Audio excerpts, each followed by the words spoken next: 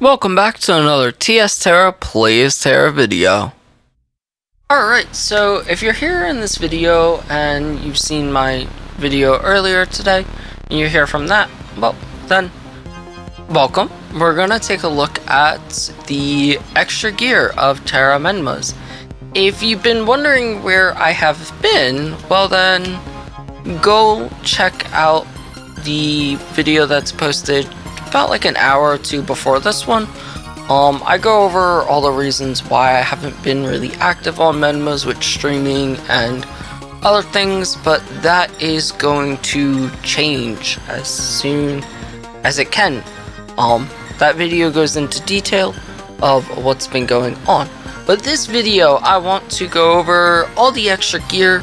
I've delayed this video long enough because of everything else.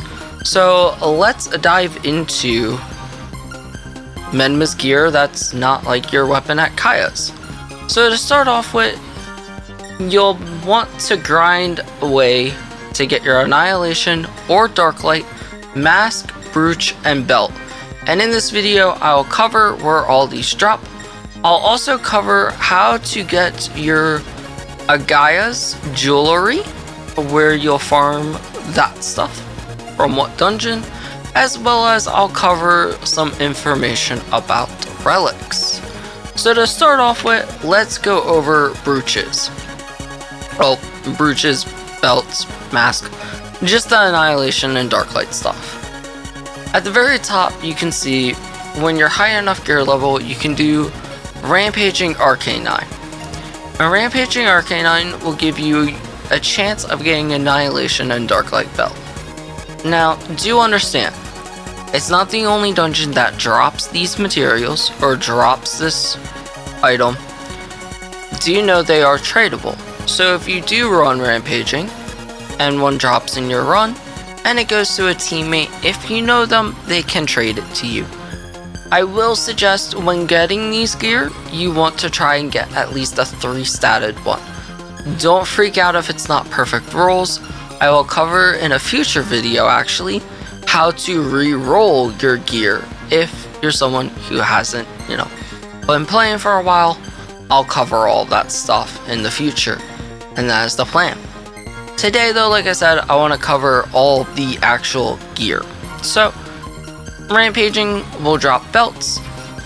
Forbidden Arena Nightmare Undying Warlord drops the mask.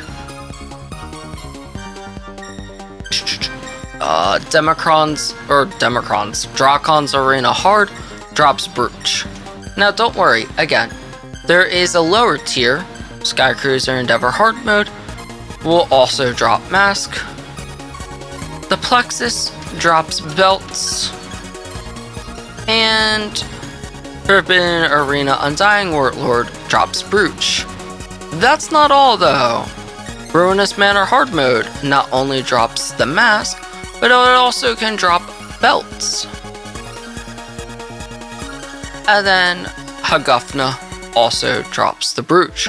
So plenty of dungeons you can run if you're new to the game. Just keep running these until one of them drops. I suggest for new players, get one of them, equip it, and then start trying to get one with triple rolls.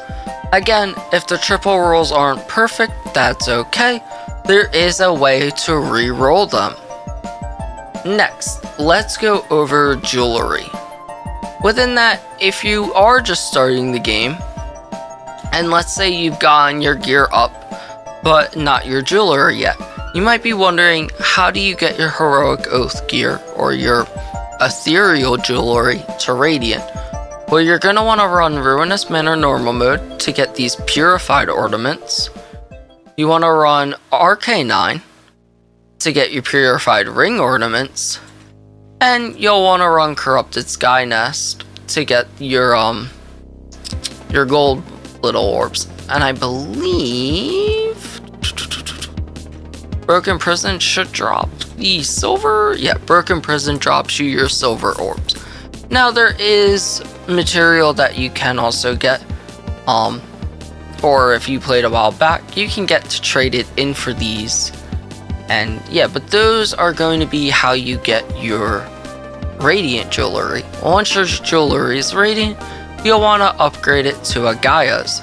And what you'll need to do is you'll need to run Aquilous Quarantine to get your metallic scales, your refined mana essence, which are dropped in just about everything at this point, just to let you know. But that is a material you need to farm, and you'll need to get, or at least have a friend that has the design Electrum plates that'll craft you Electrum plates. Now, do you know you can get Electrum plates through events and other resources like maps, but if you want to take care of it and not have it RNG based and craft them yourself, this is where you can go to get this design. To actually get the materials, you'll need to run Dracon's Arena to get the flames for your rings. You'll need to run Hagufna to get your corrupted barrels, and that's for earrings. RMHM will drop your refined medallions, that's for your necklace. Forbidden Arena Undying Warlord also drops the material you need for earrings. Democron's Factory drops the material you need for the necklace. And Dracon's Hard drops the materials needed for the rings as well, along with Nightmare Undying Warlord gives you what you need for your earrings. So that is all the material and dungeons you'll need to run to get your jewelry up to a Gaia's. Now, the last thing is going over relics. And as you can see, I do not have the final tier of relics. Do you know though, you'll want to get them to T5. Whether if you want blue or gold depends on actually the class you play and how much crit you need. As a war DPS, I run full blues. No matter what though, you'll want them to tier 5, and basically you can run most dungeons and it'll drop, like the lower tier will drop a token you can trade in, and it'll give you a Halidom or Relic T1 through 5, I think T1 through 4 are the tickets, and dungeons like RM and RMHM can possibly drop the gold relics and can actually give you a direct gold 4 or 5. Within that, I believe it's just some gold and RNG chance of upgrading from 4 to 5. What you'll need if you're going from 4 to 5 is you'll need 2 4s, merge them, and hope that it crits and gets a 5. Within that though, there is a way to go from farther than T5, and we're gonna go over that now. So the thing is, whether if it's a gold or it's a blue, it requires all the same material. And it'll go up to this special grade. And what you'll need is you'll need to clear AAHM 20 times, all 3 bosses. These guys obviously drop from the first, second, and last boss. And you'll need to clear Sky Cruiser Endeavor Hard and Manaya's Core or the Plexus Hard, as well as you'll need some diamonds and a hefty amount of gold with Electinium plates. And that's basically all you need, is a bunch of this stuff, and you can then get yourself a new relic. Just to show, even if you're going for a gold relic, it's all the same. Whether if it's a relic, or it's a Halidom, blue, or gold. The only difference is the stats. Obviously, the gold relic and Halidoms give way more crit, or give crit where the blue ones only give power. As you can see, the increase is just overall increase of stats. And that's it. So within that, I hope this video helps out any new players.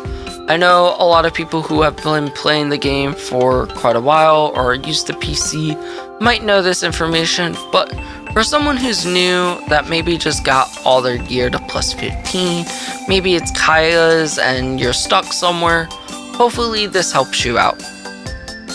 Within that, I do want to say I do really hope to be making a lot more Menma's content, if you do want to really know, like I said, what's happened, where I've been, you could check out, you know, the video that will be posted a little earlier than this one.